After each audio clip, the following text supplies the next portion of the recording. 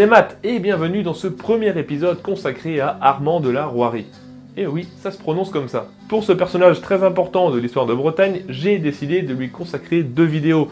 La première sur sa participation très active à la guerre d'indépendance américaine et la deuxième pour sa participation très active à la contre-révolution française et au rôle de père de la chouannerie. Donc là, c'est parti pour l'Amérique.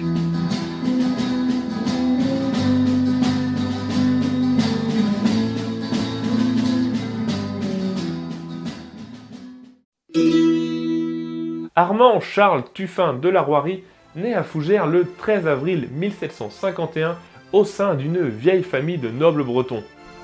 Il grandit dans le château familial à la Roirie, à la frontière normande, et se démarque très vite comme étant un garçon intelligent et bagarreur, ce qui lui vaut d'être destiné par sa famille à embraser une carrière militaire. Pour cela, très tôt, il a un maître d'armes, apprend à monter à cheval et on lui enseigne le latin, l'anglais et l'allemand. À tout juste 15 ans, il est envoyé à Paris dans un régiment des gardes françaises. Il s'agit d'un régiment d'infanterie chargé de la protection du roi. Mais très rapidement, Armand s'ennuie et se retrouve dans différentes rixes, duels ou autres affaires nocturnes tout à fait reposantes. Et ces activités vont l'amener à alimenter les ragots de la cour de Versailles en 1766. En effet, il tombe follement amoureux de la cantatrice Mademoiselle Beaumesnil, de son vrai nom Henriette Villard, c'est moins sexy, et lui fait la cour, s'introduisant chez elle en pleine nuit pour lui demander sa main. Seulement, cette dernière est promise à un certain monsieur de la Bellinais, qui est en fait l'oncle d'Armand, si bien que lorsque ce dernier apprend la nouvelle, Armand doit se cacher pour échapper à sa colère. Finalement, cette histoire se finit bien, monsieur de la Bellinais rompt avec la jeune fille, et Armand peut devenir son amant. Mais le jeune noble breton ne se calme pas, et cherche à prouver sa valeur. C'est ainsi que lors d'un banal repas, ses actions vont mettre un terme définitif à sa carrière militaire française. À cause d'un poulet. Oui, un poulet. Alors qu'on sert du poulet à table, Armand trouve qu'il n'est pas assez cuit. Son voisin, le comte de Bourbon-Busset, lui, le trouve bien cuit ce poulet. Armand s'entête et une querelle éclate. Les deux hommes en sont à un tel point de désaccord qu'ils décident de régler ça par un duel. Armand gagne et blesse si grièvement son adversaire qu'il le laisse quasiment pour mort. Mais pas de chance pour Armand, le comte est un ami d'enfance du roi. Et ce dernier, en apprenant la nouvelle, veut faire pendre le jeune breton, si bien que la Roirie se voit contraint de s'exiler à Genève. Il obtient finalement le droit de rentrer, mais à la seule condition qu'il reste en Bretagne, chez lui. C'en est alors fini de sa carrière militaire dans le royaume de France après 10 ans de service pour le moins chaotique. Mais Armand s'ennuie, tourne en rond dans son château, si bien que lorsque les nouvelles de la Révolution américaine parviennent en Bretagne, il voit là une occasion de mettre ses talents à l'épreuve.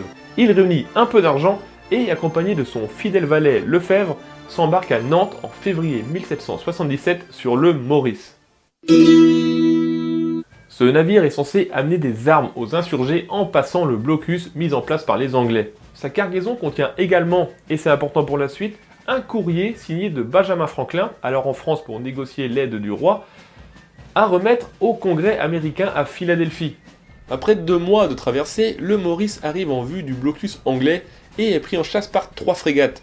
Le capitaine n'arrive pas à l'esmer et confie la lettre à la Roirie, le chargeant de la remettre au Congrès à Philadelphie.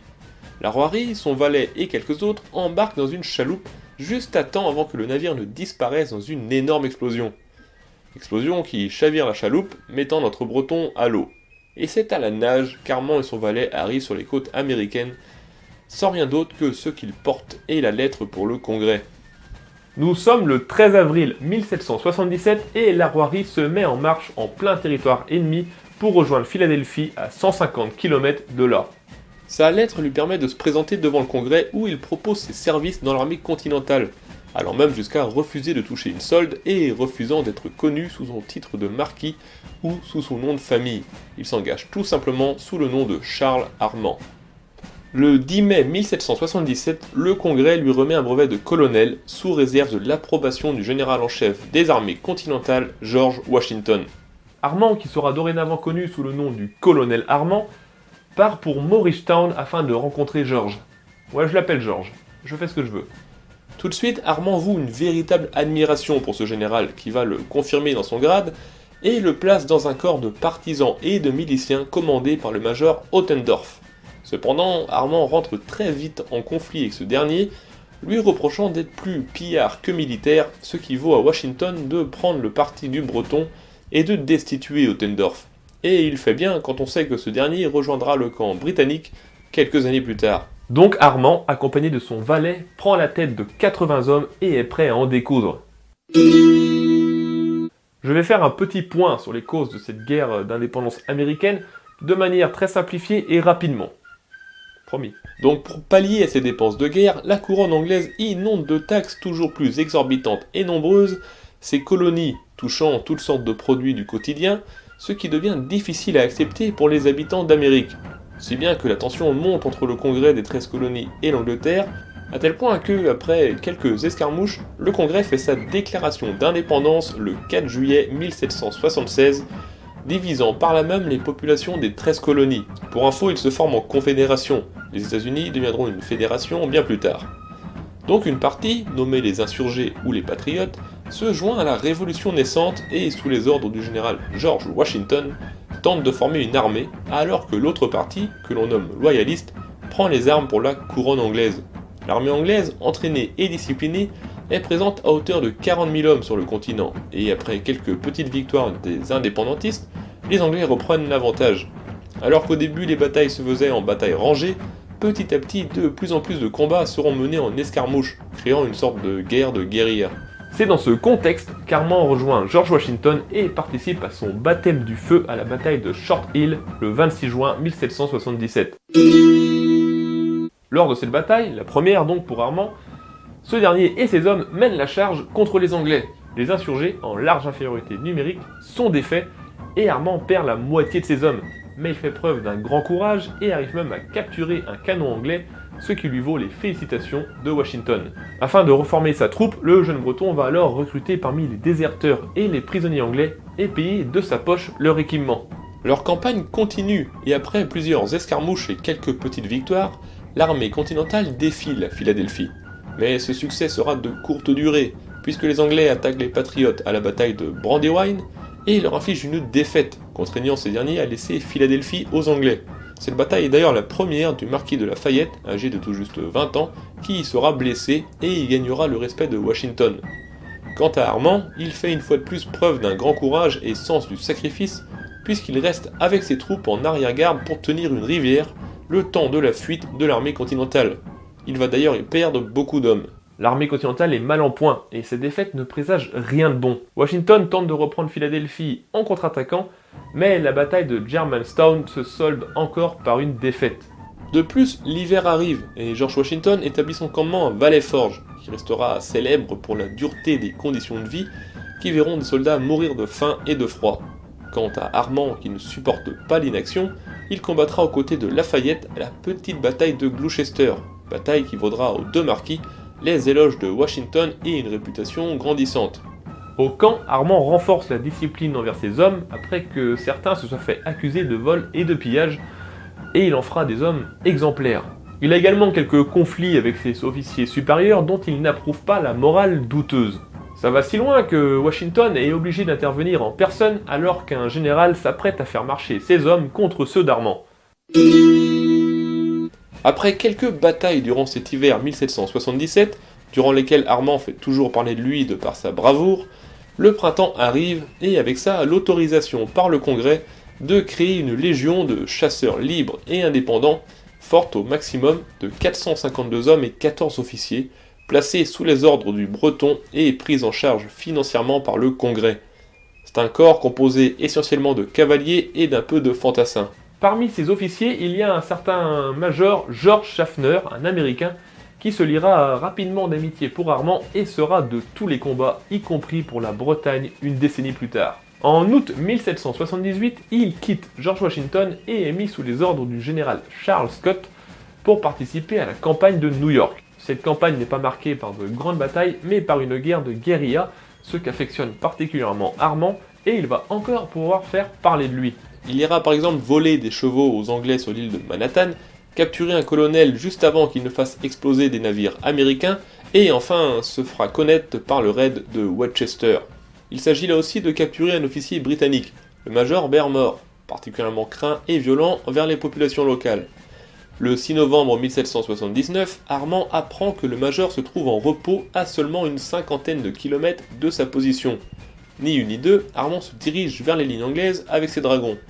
Arrivé en territoire ennemi, il laisse le gros de ses troupes derrière lui et avec une vingtaine d'hommes parcourt 8 km dans les lignes anglaises. Ils entrent discrètement dans la maison du Major pendant son sommeil et le fait prisonnier ainsi que ses 5 gardes rapprochés. Puis, avec tout ce beau monde, il refait le chemin en sens inverse sans déclencher l'alerte.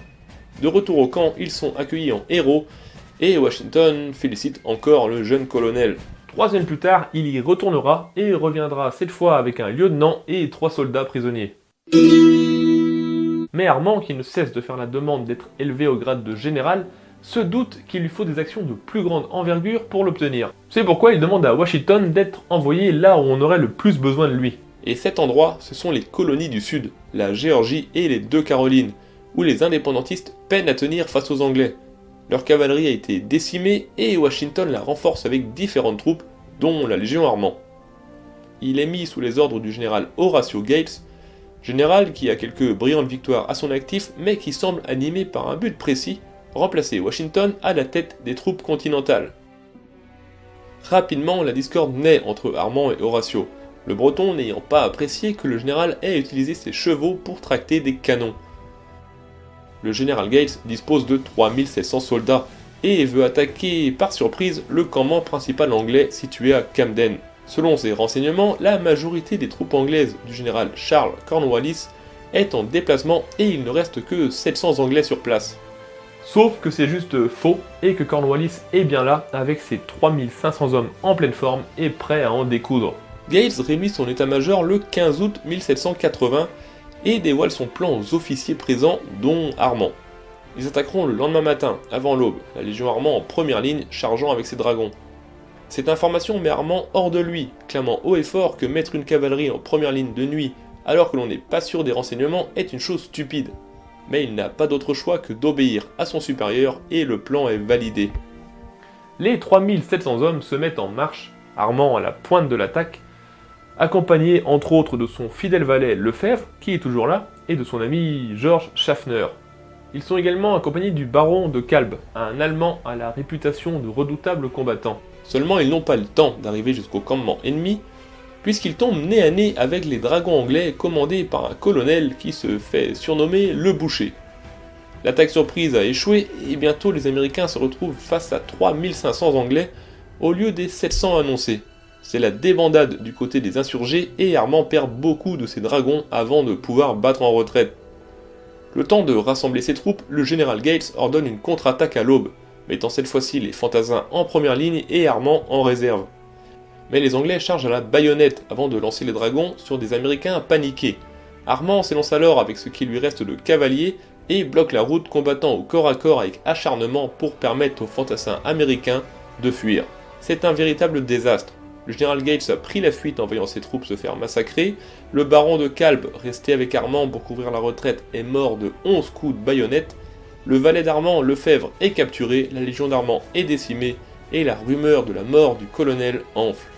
Elle est si importante qu'elle parvient en Bretagne jusqu'à Saint-Ouen de la Roirie, où sa mère apprend la triste nouvelle.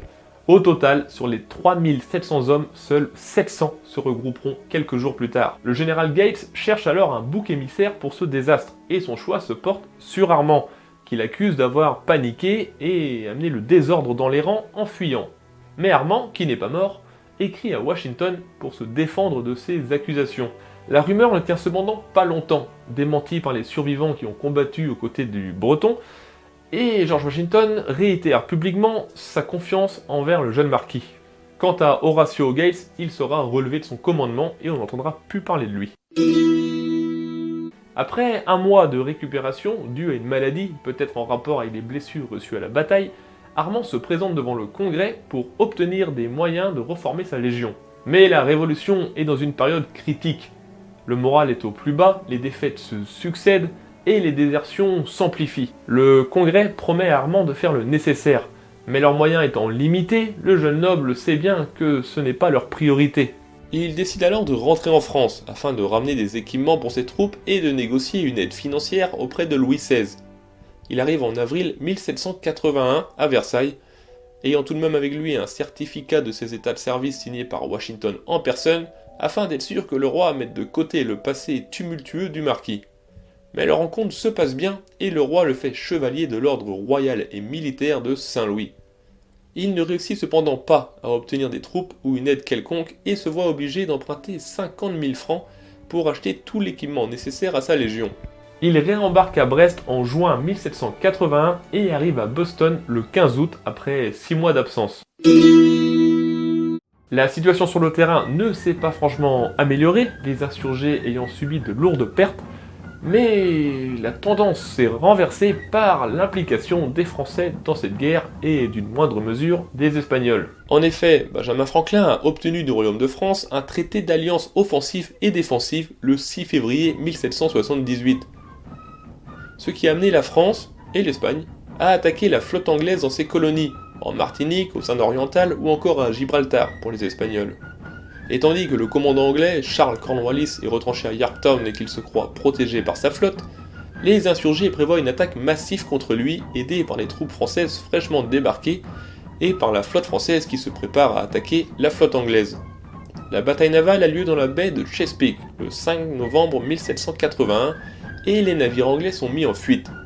La flotte française entreprend alors le blocus de Yorktown, privant ainsi Cornwallis de renforts. Au sol, l'armée continentale, aidée de la France, est forte de 14 000 hommes contre 8 000 pour les Anglais. Armand, quant à lui, retrouve sa légion avec seulement 58 hommes. Conscient que le Congrès et Washington, concentrés sur le siège de Yorktown, ont autre chose à faire, il demande quand même à participer avec le peu d'hommes qui lui restent. Et après un siège de 16 jours, l'ordre d'attaquer est donné.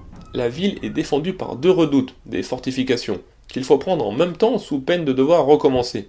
L'armée est divisée en 2, les troupes françaises d'un côté et les troupes américaines de l'autre.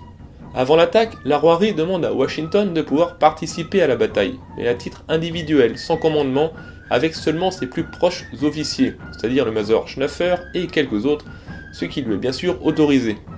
Il est placé parmi les troupes américaines, tandis que l'attaque se prépare pour une bataille de nuit. Armand est en première ligne lors de la charge, ce qui lui vaut d'être un des premiers à entrer dans la redoute, avant même les troupes françaises qui, de leur côté, mettent un peu plus de temps à prendre les fortifications. C'est un succès des 2 côtés, et les troupes anglaises sont obligées de se replier dans la ville. C'est au bout de 3 jours, après un bombardement intensif, que Charles Cornwallis se rend le 19 octobre 1781. Cette victoire est décisive, provoquant un changement de gouvernement à Londres qui ne peut plus supporter toutes ces dépenses militaires et les trop grandes proportions que cette guerre est en train de prendre, notamment en rapport avec la France et l'Espagne. Cependant, elle ne se conclut pas tout de suite, et Armand se voit récompensé de sa bravoure à Yorktown avec de nouvelles troupes pour reformer sa légion. Les combats se font de plus en plus sporadiques, Londres n'envoyant plus de troupes à partir de décembre 1781. Armand essaie de faire libérer ses hommes, notamment son valet, Lefebvre, qui est détenu depuis la bataille de Camden. Il prend ses quartiers à Charlottesville et il reçoit notamment Thomas Jefferson, futur président des États-Unis. Beaucoup de hautes personnalités viennent le voir, admirant ainsi son loup qu'il aurait domestiqué et avec qui il dort, ainsi que son singe qu'il garde avec lui sur son épaule. Il discute de la création du régiment de cavalerie dans l'armée permanente avec George Washington et se dit très attaché à la forme du gouvernement républicain, chose importante quand on sait qu'il sera un contre-révolutionnaire breton par la suite. Mais Armand commence à s'ennuyer et avec son ami le major Schaffner, il fréquente les tavernes, joue au jeu, perd, se bat, provoque en duel, bref, il s'ennuie. Tandis que la guerre se termine avec le traité de Versailles du 3 septembre 1783, il est finalement nommé brigadier général avant que l'ordre de démobilisation suite à la paix ne vienne dissoudre sa légion. Il défile pour la dernière fois le 25 novembre à Philadelphie et Washington signe une magnifique lettre au noble breton lui rappelant son amitié et son estime. Alors qu'il était l'un des premiers à arriver en 1777, il est l'un des derniers à repartir puisqu'il quitte définitivement l'Amérique au printemps 1784. Arrivé en Bretagne, il se retire dans son château afin de se reposer un petit peu, accompagné par son ami le major Schaffner qui l'a suivi. Armand est criblé de dettes, contractées pour subvenir aux besoins de ses hommes, et il se penche sur ses problèmes administratifs bien moins épiques que ses années passées aux États-Unis. Il plante des tulipiers de Virginie offerts par George Washington et se balade partout avec son singe, ce qui en fait un personnage atypique. En revanche, je ne sais pas ce qu'il est devenu du loup, ni de son valet Lefebvre, j'ai trouvé aucune trace nulle part. Mais surtout, Armand est admiratif devant la jeune république confédérale, pour le moment, américaine. Plein d'idéaux, épris de liberté, il s'apprête alors à entrer dans une période tourmentée, chaotique, et à mener le deuxième grand combat de sa vie, celui des libertés bretonnes face à une république qui n'aura pas grand chose à voir avec sa cousine outre-Atlantique. Cette vidéo est terminée, j'espère que cette plongée dans la guerre d'indépendance américaine vous a plu et que vous avez apprécié découvrir ce personnage que personnellement je trouve passionnant. Dans la deuxième, je vous raconterai son combat pour la Bretagne et contre la République naissante et son plan militaire pour un soulèvement, ce qui lui vaut d'être appelé le père de la chouannerie. Donc je vous dis rendez-vous pour la deuxième partie, Trugaré à Kenavo.